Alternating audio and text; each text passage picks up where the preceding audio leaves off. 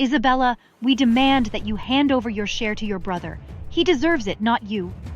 Please, can we not do this? Leave the kids to their willed properties. Let's not stir anything. We can't, Mom. Bella has to give me her share. I deserve it more than her. Are you crazy? How dare you? You've been treated better our whole lives. Have I ever asked for more? What the hell makes you think you deserve better? Well, because you're adopted. You're not our real blood, Bella. An adopted child like you deserves nothing. I was silent. A huge blow had been landed on me. I didn't want to believe it. I turned to my mom, my eyes filled with tears. I saw that she was also in tears, her face buried in her palms. What? Are you shocked?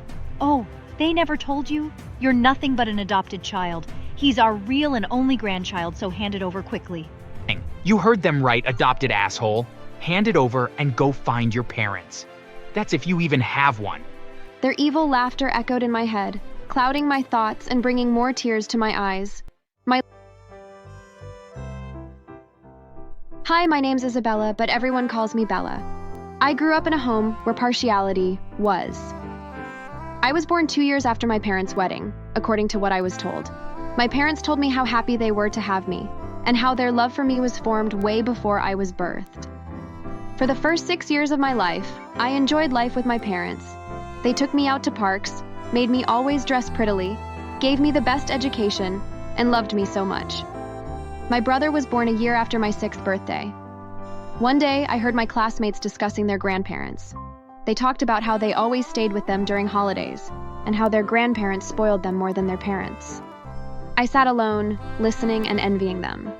When they called out to me and asked about mine, I told them I'd never seen them, and everyone burst out laughing, calling me a liar because they thought my grandparents were dead. I'd never seen my grandparents, but I knew they were alive because I'd heard my parents talking about them twice. I concluded that I was going to ask my parents when I got home.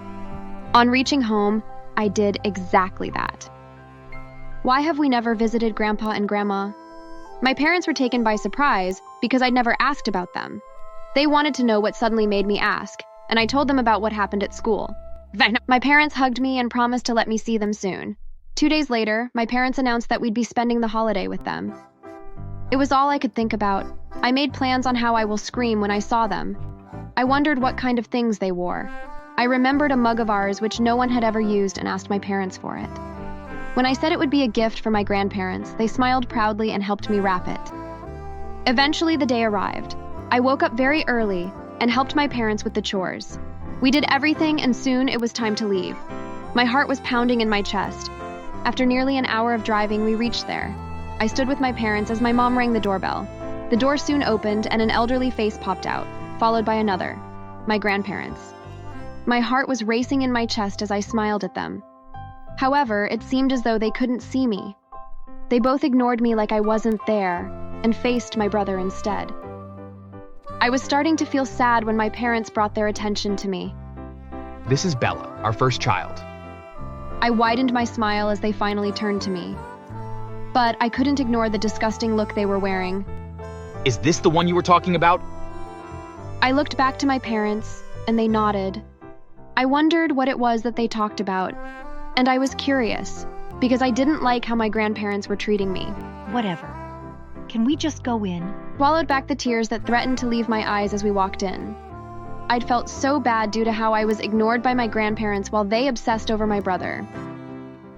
My mom did come over to whisper an apology and asked if I was okay, to which I accepted and said I was. Well, my hell had only just begun, because we were to spend the entire holiday with them, without our parents. Be obedient to your grandparents, okay? They don't hate you. They'll surely come around, darling, okay? I held on to the belief that they'll come around as my mom had said, but they never did.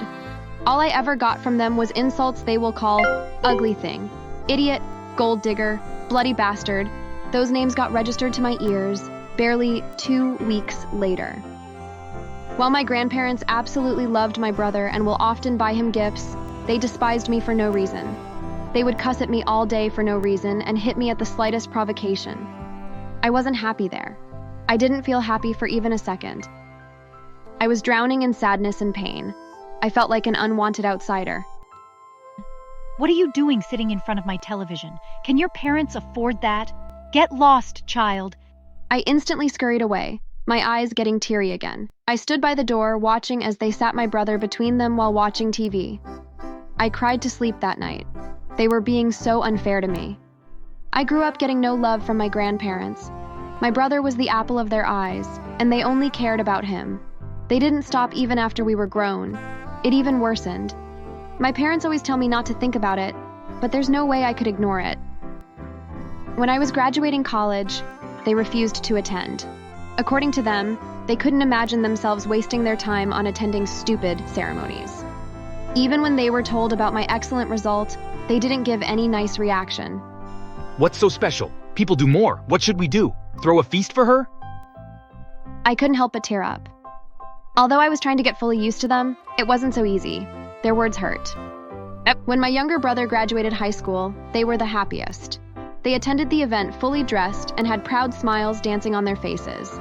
Those were the same people who called my graduation a stupid celebration. My brother's result wasn't so impressive, but they rained praises on him. They called him their real grandson, their sunshine, every good name they could think of. I tried my best to ignore them.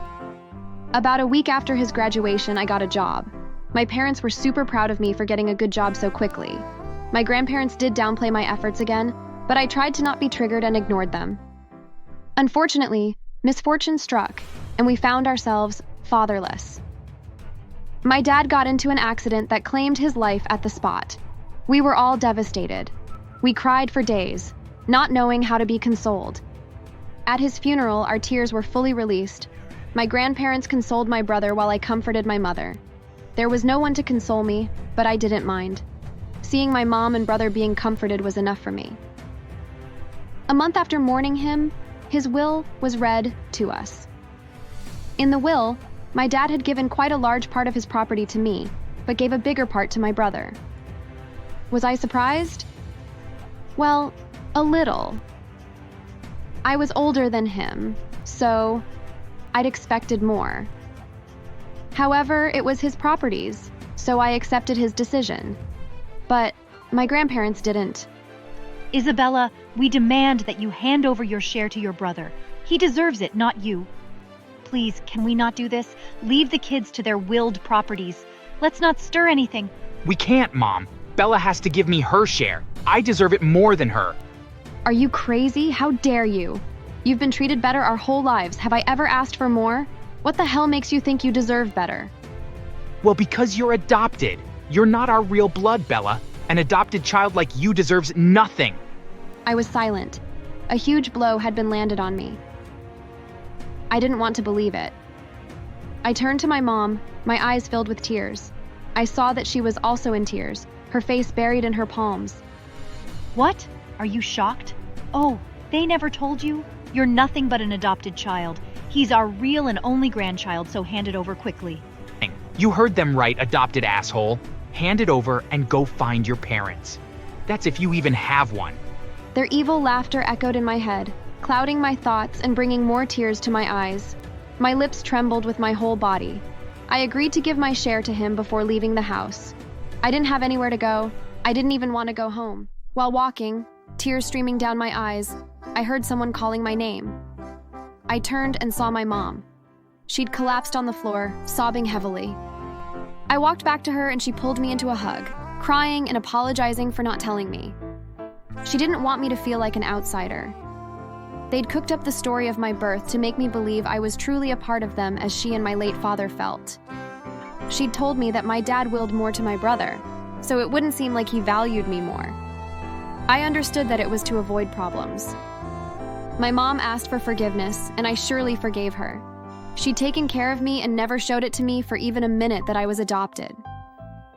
We went home together. The next day, she tried to go talk to my brother who was already living with my grandparents, but he kicked her out, accusing her of choosing her adopted child over him. Well, I told my mom not to worry about it. We continued our lives in the small apartment I rented after my grandparents asked us to leave my father's home. I worked even harder and tried my possible best to take care of my mom. Luckily for me, I was promoted to a higher position after 3 months.